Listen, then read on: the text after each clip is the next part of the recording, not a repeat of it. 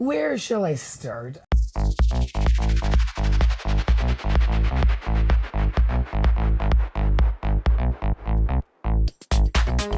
I'm Luann de Lesseps, one of 7 children. My parents are Canadian. My father's part Native American.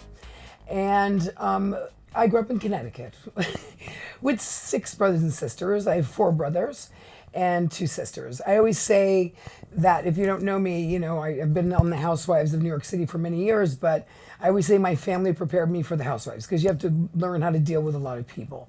So I grew up in Connecticut. I babysat for a family in my hometown, which is Berlin, Kensington area. I went to Berlin High School, and they owned a rest home for the elderly. And so to make money as a kid, I was washing dishes. I was like 14 or 15, and I was washing dishes at the rest home. And I would sit out in front with Beatrice and Harry and Betty, waiting for my mother to come and pick me up. And in that time, I fell in love with the elderly. The nurses would come out and go, Mary, it's time for you to take your pills. And so I got interested in pharmacology and why did she have to take pills? And I just wanted to be a nurse. I really fell in love with the elderly, and that's what got me into nursing. I went to school to be an LPN and licensed practical nurse, and I worked like for 3 years in geriatric homes around Connecticut. And one day, one of my nurses' aides that was working with me said, I want to go in the Miss Connecticut beauty pageant, but I won't go unless you come with me. And I said, well, I don't know anything about pageantry. She wouldn't go unless I did go. So I said, you know what? I'll go. So, I'll never forget that moment because it would change my life forever. I did something out of love for somebody else, and it actually worked out for me. So I went into Miss Connecticut beauty pageant. I didn't place. I was terrible. I didn't know, to put Vaseline on my teeth so that my lips didn't get stuck on my teeth. And, and they used body makeup, and their hair was great. And I just had no idea what I was doing. So I didn't place or anything like that at the pageant. But there was a man there that saw me, and he said, you can make a lot of money in New York as a model. And I said, me? Really? I'm just a nurse. And so anyway, so I got scouted to be a model in New York, and I didn't move to New York though for a couple of years later, but I won a photo shoot. I was in a model competition after that. So this lovely man said to me, you should be in this model competition in Hartford, Connecticut. First prize is a photo shoot in New York, and I ended up winning. And I won a photo shoot. Had no idea how to be a model. So there must have been like 50 girls there or something ready to get shot that day. And I said, I'll go last because I didn't know what I was doing. So I watched all the models as they went one by one. I was like, oh, I can do that. And I'll do it like that, move like that. So I kind of learned, by watching what the other models were doing. So from modeling in New York, all of the girls were talking about Milan and Paris and all these fabulous places that I'd never been. So I said, you know what? I want to go to Milan or Paris. And so I saved some money. I had one phone number, and I got myself to Milan. I went for 3 weeks, and I ended up staying for 3 years. I didn't make any money as a model, but I found television. I was actually at a party, and somebody walked up to me, Egon Furstenberg, Prince Furstenberg, who's Diane Furstenberg's husband at the time. And he said to me, you should work in television. You do very well. I said, really? He said, yeah, meet my friend Johnny Manganelli. So Johnny Manganelli says, come to Rome next week. I'll give you a job.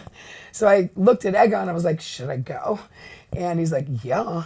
So I went to Rome, and I got cast on a show and became the Vanna White of Italian television.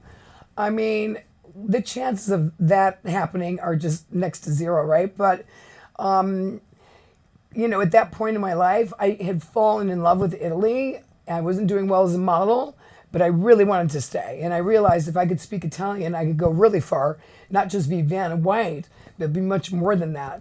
So I learned to speak Italian. Having a couple Italian lovers did not hurt. And, I went for 3 weeks, stayed for 3 years, and rose up the ladder of Italian television. So I went skiing with my Italian boyfriend / lover, and I would then meet the love of my life, Alex, the Count de Lesseps. That's why I'm called Luann de Lesseps. We met, we fell madly in love, and we got married 2 weeks later. We got actually married in New York. We eloped. After 1 year, I was already pregnant with Victoria. And then 1 year later, I was pregnant with Noelle. So I was married for 17 years. And then, living between the States in New York and the Hamptons and Switzerland. And then, I happened to meet a lady called Jill Zarin at a party. And Jill Zarin says, hey, I'm doing this TV show. I think you'd be great for it. So the Housewives kind of came to me like that. And so, listen, in 2007, we didn't even know what reality shows were. I didn't watch any TV really, not much. I didn't know what reality was. I had worked for Italian television, but I said, you know what? I'd never worked in reality, so I'm going to take a chance. Really, my life is all about chances. Not being afraid to take a chance, not being afraid to do something out of your comfort zone. And that's really where all the opportunities came from, was really kind of my curiosity about life and trying to be as fearless as I could be. And so, I went into the Housewives, not knowing what to expect, had no idea how successful it would become.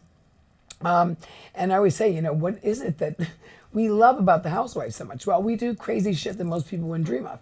And so, and that show would go on for a long time. I mean, the Housewives of New York is still going on. I spent 15 years of my life on the Housewives. And then, I was married, divorced, married again, got into some minor legal issues, fell flat on my face. And that's when I decided, that cabaret career I'd been thinking about, I'm going to make that happen. So I started writing cabaret because a friend of mine said to me, Lou, you love to entertain. You love to sing for your friends, and you love to tell jokes. So you should be doing cabaret. And I was like, so kind of stuck with me. And so I started writing cabaret in 2017. My first show was in 2018 at 54 Below in New York, which is the iconic Studio 54. And so that's where my first show was. And it was filmed for The Real Housewives. No pressure. First cabaret show. Never did anything like that in my life. And it's being filmed for television. Well, here we are in, 2025. Started cabaret in 2018. Had no idea how successful it would become. Just like the Housewives or, anything that happens in life. You just never know until you try it. I always think to myself, you can always go home. You know what I mean? Take a chance. You can always go back to where you were, but at least you tried. So that's how I roll. The cabaret show has now really become part of my career. I mean, television is my career, but cabaret is my love affair.